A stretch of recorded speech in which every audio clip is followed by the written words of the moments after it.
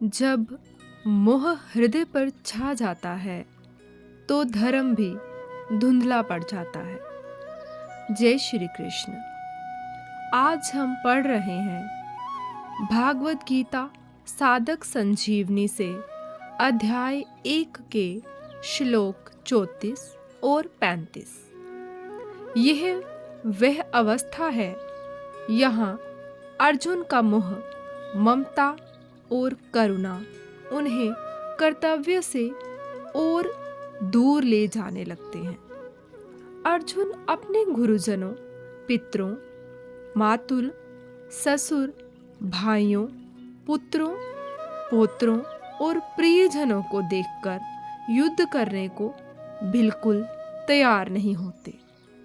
आइए समझते हैं इस गहरी करुणा में डूबे अर्जुन के शब्द। श्लोक 34। आचार्यः पितरः पुत्र स्थतेव च पितामहः मातुलः शवशुरा पौत्रशाला संबंधिनस्तथा। श्लोक 35। एतान् हन्तुमिच्छामि घ्नतोऽपि मधुसूदन अपि त्रैलोक्य राज्यस्य हेतो किं नु महि कृते। इनके अर्थ इस प्रकार है। आचार्य अर्थात 26वें श्लोक में पितृनथ पितामहान कहकर सबसे पहले पिताओं और पितामहों का नाम लिया गया है और यहाँ आचार्य पित्र कहकर सबसे पहले आचार्यों का नाम लिया गया है। इसका तात्पर्य है कि वहाँ तो कौटुंबिक स्नेह की मुख्यता है, इसलिए वहाँ पिता का नाम सबसे पहले लिया है और यहाँ न मारने का विषय चल रहा है, इसलिए यहाँ सबसे पहले आदरणीय पूज्य आचार्यों, गुरुजनों का नाम लिया है जो कि जीव के परम हितैषी होते हैं। आचार्य, पिता, पुत्र और उसी प्रकार पितामह, मामा, ससुर, पौत्र, साले तथा अन्य जितने भी संबंधी हैं, मुझ पर प्रहार करने पर भी मैं इनको मारना नहीं चाहता और हे मधुसूदन, मुझे त्रैलोक्य का राज्य मिलता हो तो भी मैं इनको मारना नहीं चाहता। फिर पृथ्वी के लिए तो मैं इनको मारूं ही क्या।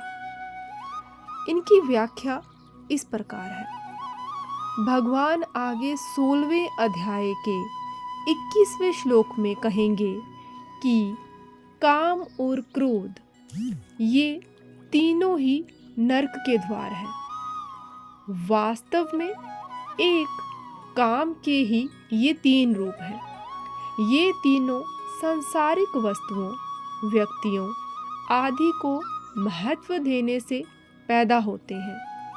काम अर्थात कामना की 2 तरह की क्रियाएं होती हैं, इष्ट की प्राप्ति और अनिष्ट की निवृत्ति। इनमें से इष्ट की प्राप्ति भी 2 तरह की होती है, संग्रह करना और सुख भोगना। संग्रह की इच्छा का नाम लोभ है और सुख भोग की इच्छा का नाम काम है। अनिष्ट की निवृत्ति में बाधा पड़ने पर क्रोध आता है, अर्थात भोगों की संग्रह की प्राप्ति में बाधा देने वालों पर अथवा हमारा अनिष्ट करने वालों पर, हमारे शरीर का नाश करने वालों पर क्रोध आता है, जिससे अनिष्ट करने वालों का नाश करने की क्रिया होती है। इससे सिद्ध हुआ कि युद्ध में मनुष्य की 2 तरह से ही प्रवृत्ति होती है।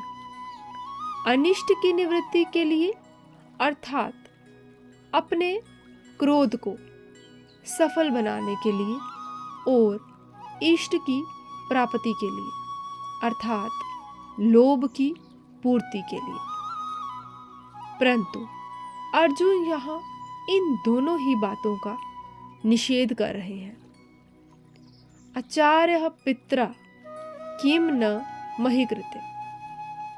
अगर हमारे ये कुटुंबी जन अपनी अनिष्ट निवृत्ति के लिए क्रोध में आकर मेरे पर प्रहार करके मेरा वध भी करना चाहे, तो भी मैं अपनी अनिष्ट निवृत्ति के लिए क्रोध में आकर इनको मारना नहीं चाहता।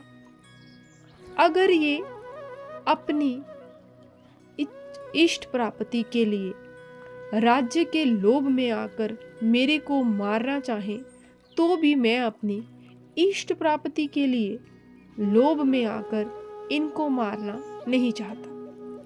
तात्पर्य ये हुआ कि क्रोध और लोभ में आकर मेरे को नरकों का दरवाजा मोल नहीं लेना है।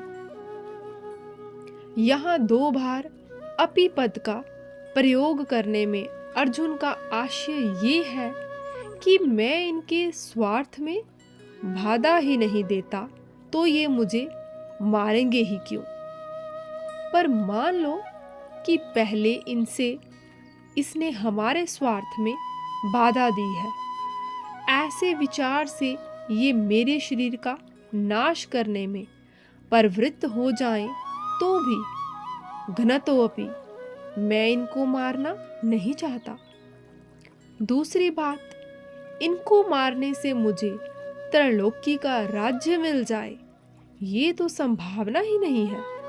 पर मान लो कि इनको मारने से मुझे त्रैलोक्य का राज्य मिलता हो, तो भी अपि त्रैलोक्य राज्यस्य हेतु मैं इनको मारना नहीं चाहता। मधुसूदन, संबोधन का तात्पर्य है कि आप तो दैत्यों को मारने वाले हैं। यहाँ मधु नामक दैत्य को मारने के कारण भगवान का नाम मधुसूदन पड़ा था।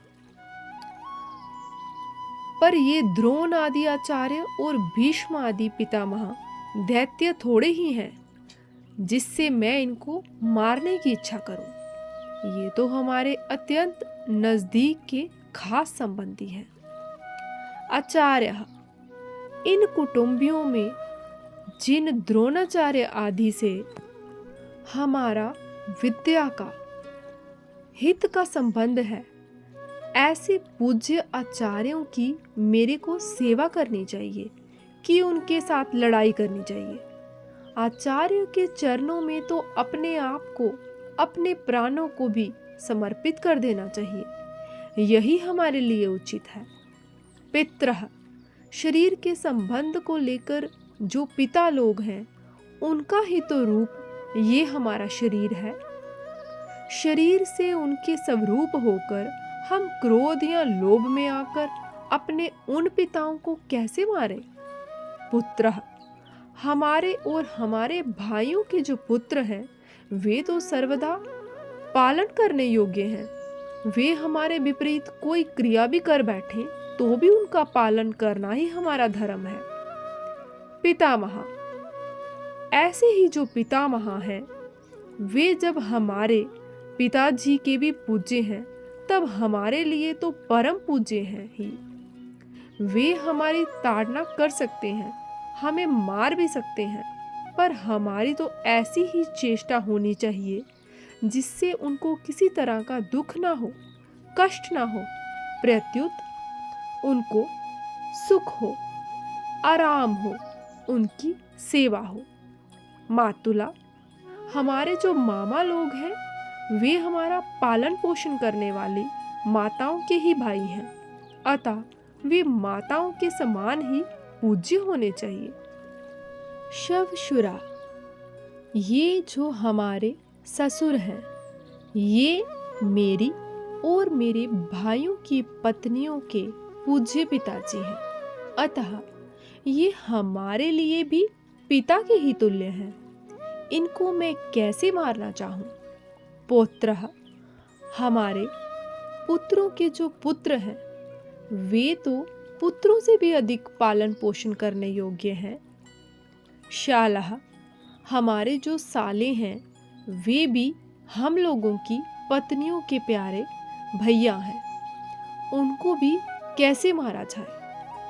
संबंधिनः, ये जितने संबंधी दिख रहे हैं और इनके अतिरिक्त जितने भी संबंधी हैं, उनका पालन पोषण सेवा करनी चाहिए कि उनको मारना चाहिए। इनको मारने से अगर हमें त्रैलोकी का राज्य भी मिल जाए तो भी क्या इनको मारना उचित है? इनको मारना तो सर्वथा अनुचित है। प्रिय साधकों, इन दोनों श्लोकों में अर्जुन का मोह और परिभार भावना उन्हें धर्म और कर्तव्य से विचलित कर रही है। भगवान श्री कृष्ण आगे अर्जुन के इस भ्रम को दूर करेंगे और उन्हें सच्चे धर्म का मार्ग दिखाएंगे। गीता ज्ञान की इस पवित्र यात्रा में हमारे साथ जुड़े रहिए। अगले श्लोक में फिर मिलेंगे। कृपया चैनल को सब्सक्राइब अवश्य करें। जय श्री कृष्ण।